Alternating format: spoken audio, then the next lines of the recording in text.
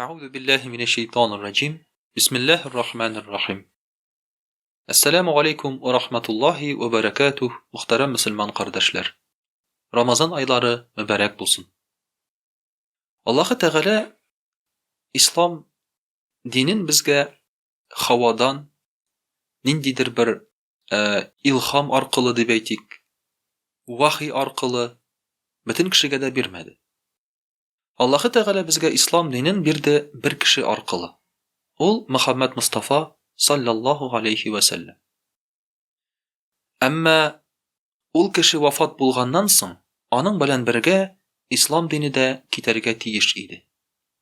Мәсәлән, бүгенге көндә күп кенә пәйгамбәрләрнең диннәрен без хәтерләмибез. Аларның диннәре нәрсәдән гыйбарәт булган? Кануннары нинди булган? Ничек намаз укыганнар? Безгә булар мәгълүм түгел. Әмма ислам дине бетмәде. Бүгенге көнгә кадәр яши һәм Алла бирсә әле ул бик күп озак гасырлар еллар яшәр. Һәм шулай ук безгә мәгълүм мәсәлән башка пәйгамбәрләрнең дине дә, мәсәлән Гайса пәйгамбәрнең алейһиссалам, Муса пәйгамбәрнең алейһиссалам. Нишләп бу пәйгамбәрләрнең диннәре безгә мәгълүм, ә башка пәйгамбәрләрнең диннәре, гыйбадәтләре безгә мәгълүм түгел? Сәбәбе бик гади. Бу пәйгамбәрләрнең булган китаплары, изге китаплары. Менә безнең дә Пәйгамбәрбез саллаллаһу алейһи ва саллям вафатыннан соң ул безгә калдырды Коръән китабы. Ягъни, мин китсәм дә ди, мин сезнең яныгызда булмасам да киңәш биреп торырга, сезне дәресләп торырга, сезнең белән кала Коръән китабы. Сез шушы Коръән китабыннан карап, укып, үзегезне дәресли аласыз. Туры юл таба аласыз. Кешеләрне дә туры юлга бастыра аласыз диде. Менә шулай итеп, Коръән китабы белән без бүгенге көнгә кадәр яшибез. Ул безнең тормышыбызны алып барырга, дәресләргә бирелгән китап. Ләкин бу Коръәннең бер хикмәте бар. Ул гарәп телендә. Менә бүгенге көндә бик күп кешеләр сорыйлар. Нишләп Коръән гарәп телендә? Нишләп аны тәрҗемә итмәскә? Нишләп татар кешесе Коръәнне татарча укый алмый? Инглиз кешесе инглизчә укый алмый. Чуваш мәсәлән, чувашча укый алмый. Нишләп ул гарәп телендә? Нишләп безгә монда аңлашылмаган ниндидер кәкре-бекре хәрефләр? Аның бит хәрефләре дә басма түгел, без ияләшкәнчә. Без белгән кириллица, без белгән латиница түгел. Ә гомумән икенче телләр группасына кергән ул гарәп теле. Аның кагыйдәләре дә татар теленә ошамаган. Нишләп тәрҗемә итмәскә? Нәрсәгә без аны гарәпчә укып азапланырга яки, мәсәлән, шул ук намазда без аны гарәпчә укырга тиеш? Әгәр дә, мәсәлән, имам намаз вакытында Коръәнне татар телендә укыса, бу хәерлерәк булмас иде микән артында торган кешеләргә? Алар Коръәнне аңлап торырлар иде, имамның килеп укыганын гына тыңлап түгел, һәм аңлагачтан әлбәттә дингә дә, намазга да тирәнрәк керерләр иде дигән фикерләр яңгырый. Әмма мөхтәрәм кардәшләр, бу фикерләр ничек кенә матур яңгыраса да, логик яктан ничек кенә ул акланган булып тоелса да, Коръәнне тәрҗемә итү тыела. Дин буенча бу тыелган гамәл. Аллаһу Тәгалә Коръәни Кәримдә әйтә, мәсәлән, Юсуф сүрәсендә, белгәнебезчә, Юсуф сүрәсе ул Коръәннең иң матур сүрәләренең берсе. Аның матурлыгы нәрсәдә? Коръәндә бөтен сүрәләрдә матур. Аның матурлыгы Юсуф сүрәсе хикая формасында языла.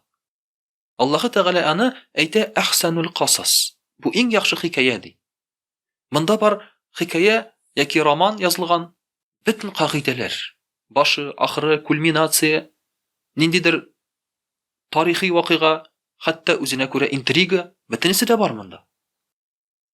Һәм шушы сүрәнең башында, иң яхшы, иң матур хикаянең башында Аллаһу Тәгалә әйтә: Бисмиллаһир-рахманир-рахим. Инна анзалнаху Qur'anan Arabiyyan la'allakum taqilun.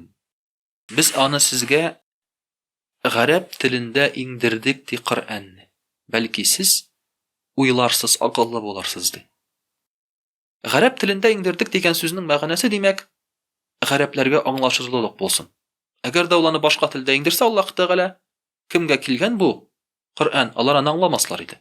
Тәрҗемә итеп интегерләр иде. Әйе, ләкин бит без ничек аңларга тиеш? Нишләп безгә аны ярамый тәрҗемә итәргә? Шушы аятта үк җавап. Без аны иңдердек гарәп телендә ди. Аллаһ Тәгалә әйтә. Әгәр дә теләсәк, башка телдә иңдерер идек. Әмма иңдердек гарәп телендә. Хәтта әдәбиятта да, әгәр дә син берәр нинди әсәрне укыйсың килсә, асылда син аны оригинал телдә укыйсың. Мәсәлән, минем ишеткәнем бар шундый әдәбият сөючеләрдән, без Ромео и Джульеттаны укыдык рус телендә ди. Ләкин Шекспирның телен аңлар өчен, Шекспирның шушы язган әсәрләрен оригиналда укып хузурланыр өчен, без инглиз телен өйрәнеп, аны инглиз телендә укып чыктык ди. Чын әдәбият сөючеләр шулай эшлиләр. Чөнки тәрҗемә ул тәрҗемә булып кала бирә. Һәм Коръән дә шулай. Аллаһ сүзе буларак аны тәрҗемә итеп булмый. Шагыйрьне тәрҗемә итеп булмаган кебек. Ниндидер бер әдәби әсәрне тәрҗемә итеп булмаган кебек, ул барбер нәрсәдер югалта. Коръәнне бигрәк тә тәрҗемә итеп булмый. Аллаһ сүзенә башка телдәге Аллаһ сүзенә алыштырыр өчен Аллаһ үзе кирәк. Әмма кеше моны эшли алмый. Шуңа күрә гарәп теле тәрҗемә ителми. Кеше үзенең зәгыйфлеге белән, бүгенге көндә булган гыйлеме белән, ул аны 100% тулаем дөрес итеп тәрҗемә итә алмый. Шуңа күрә дә Коръән тәрҗемә ителми, әгәр өйрәнәсең килсә, гарәп телен өйрәнеп син аны укый аласың. Бу җиңелрәк тә, бу дөресрәк тә. Хәтта әдәби әсәрләргә карата да. Шулай ук тәрҗемә иткәндә югала күп мәгънә, күп хикмәт. Мәсәлән, берәр кешенең әйткән сүзен татар телендә тыңласаң, шуны рус теленә тәрҗемә итсәң, бөтенләй икенче төрле яңгырый.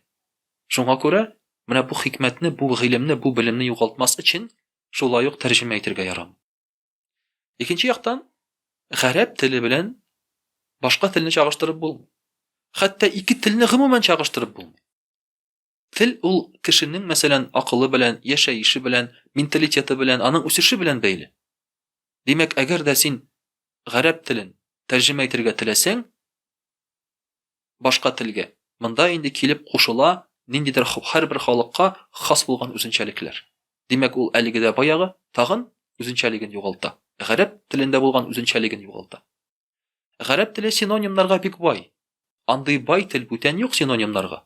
Татар теле, рус теле, инглиз телләре, аларның Кытай теле, аларның берсе дә моның белән чагыштырырлык түгел. Шуңа күрә әлегедә баягы тагын ниндидер мәгънәне без югалтачакбыз. Менә шуңа күрә Коръән тәрҗемә ителми. Аллаһ сүзе, Аллаһ Тәгалә аны ничек әйткән, нинди телдә әйткән, без аны шулай кабул итәргә тиешбез. Һәм әлбәттә, намаз укыганда хәзер нишләргә соң? Намаз укыганда Коръәнне гарәп телендә уку ул әйбәтрәк, дөресрәк. Мәсәлән, хаҗга бара икән кешеләр. Әгәр дә хаҗда имам намаз укып тора икән, аның артына кайсы илдән килүгә карамастан һәр мөселман кешесе басып намазын укый ала. Чөнки аның нәрсә укыганын белә. Әмма ул аны үз телендә укыса, беркем дә килеп кушыла алмас иде имамга. Ягъни ислам диненең бердәмлеге югалыр иде. Һәрбер халык үзенчә ислам тотып яшәр иде. Һәм инде әлбәттә бүгенге көндә бар тәрҗемәләр. Сез әйтерсез бар бит, менә бит татар телендә дә бар бит ул башка телләрдә дә дип. Бу тәрҗемә дип аталмый. Бу атала тәфсир дип, аңлатма дип. Ул аталарга мөмкин шушы Коръәнне аңлар өчен язылган мәгънәви тәрҗемә дип. Ләкин ул тәрҗемә дип аталмый. Турыдан-туры тәрҗемә дип ул аталмый. Һәм шуңа күрә гарәп телен татарча, русча укысаң, аның савабы булмый. Мәгънәсен нәрсәдер эләктереп аласың, әмма савабы булмый. Ә менә инде шушы Коръәнне гарәп телендә укысаң, мәгънәсен аңламасаң да сиңа савап була. Һәрбер хәрефе өчен 10 савап. Шулай итеп, Аллаһ Тәгалә безгә гыйлемебезне арттырып, гарәп телләрен өйрәнеп, Коръәнебезне асылда укырга насыйп итсен. Элек бит һәрбер татар кешесе дә гарәп хәрефләре белән укыган, язган һәм Коръәнне шулай ук укый алган. Wassalamu alaykum wa rahmatullahi wa barakatuh.